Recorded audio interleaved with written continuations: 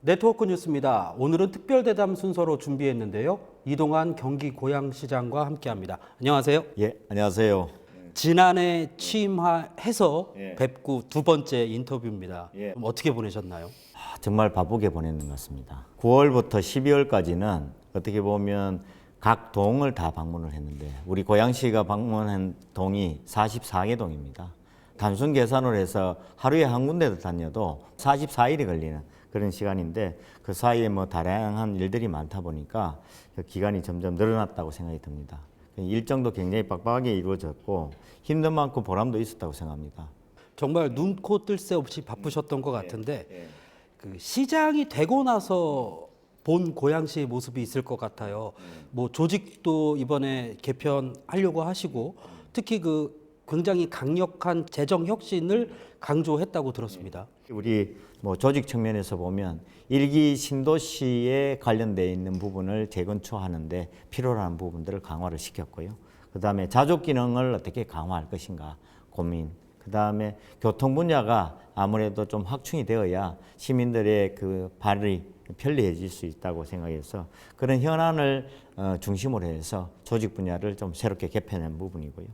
그다음에 예산 분야는 그동안 조금 부진하고 실적이 좀 부진한 부분이나 그다음에 효율이 조금 떨어지고 그리고 게다가 중복성이 있는 그런 예산에 대해서 저는 가감하게 정리하고 개편하는 내용에 축소하기도 하고 통폐합했다는 것이 특징이라고 생각이 듭니다. 당선 직후부터 줄곧 이것을 강조하셨습니다. 바로 경제자유구역. 그 실제로 경기북부 지자체 최초로 후보지에 선정도 됐고요. 근데 경제자유구역이라면 사람들이 잘 와닿지 않거든요. 이게 어떤 구역을 의미하고 또 어떻게 바뀌게 되는 건지 설명을 좀 부탁드릴게요. 말 그대로 이제 경제적인 활동을 하는데 아주 자유롭게 할 수 있도록 만들어주자 하는 취지입니다.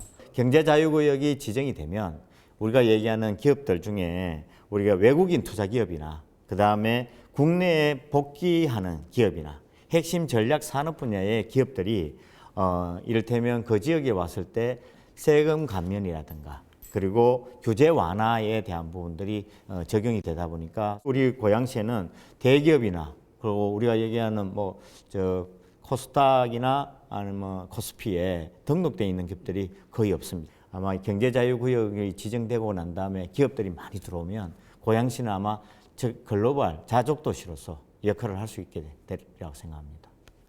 지난해에 이스라엘 그리고 아랍에미레이트를 방문하셔서 기업 유치 핵심 전략을 좀 벤치마킹 했다고 들었습니다. 특히 아랍에미레이트 같은 경우는 이 경제자유구역의 대표적인 성공 사례로 뽑히는 걸로 제가 알고 있거든요. 이스라엘과 아랍에미레이트의 그 고양시가 꿈꾸는 경제자유구역하고 아주 유사한 사례들이 거기에 있습니다.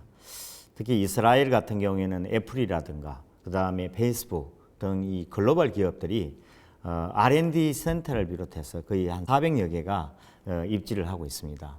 그리고 두바이에 우리가 얘기하는 한 2만 평 규모의 거기도 경제자유구역 지정된 지역에서는 공항 주변에 바로 프리존이라는 거 만들어서 그 2천여 개 기업들이 거기 입지되어 있습니다. 근데 물론 그 공항 가깝다는 그 특징이 아마 세계적인 어떤 수요와 세계적인 기업들이 입지하는 데는 아주 적합하게 되어 있는 것처럼 고양시도 지금 다른 어떤 도시보다도 인천 신공항이 가까운 지역이고 김포공항도 가깝죠.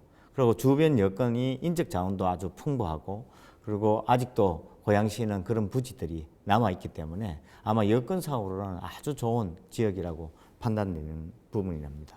그 단기간의 성과도 있었습니다. 그 세계 1위의 엔터테인먼트 기업과 업무 협약도 체결하셨다고. 11월 30일 날 오사카에서 바로 CJ 라이브 시티 그리고 우리가 얘기하는 AEG라고 해서 세계적인 스포츠 엔터테인먼트 기업입니다. 그 기업이 우리 고양시와 같이 협력을 해서 그 업무 협약을 체결을 했습니다. 근데 그 체결을 하고 난 다음에 CJ 라이브 시티와 AEG가 합작 법인을 통해서 우리 한국 사무소를 바로 고양시에다가 설치하는 걸로 되어 있습니다. 그렇게 함으로써 K컬처 클러스터가 조성되기도 하고 그다음에 또 외자 유치 활성화에 서로 협력하는 걸로 그렇게 또 얘기하기도 했습니다.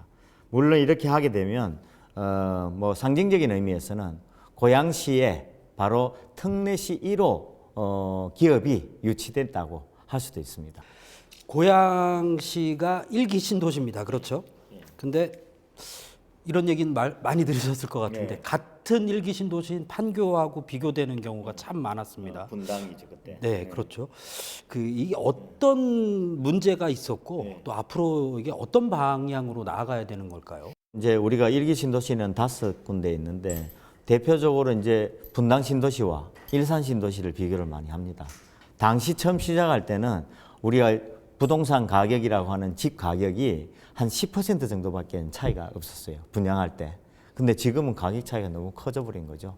뭐 심하게는 2배, 3배 이렇게 얘기까지도 나올 정도인데 지금 이제 재정비에 30년이 지나다 보니까 재정비를 해야 하는 여건이 됐습니다.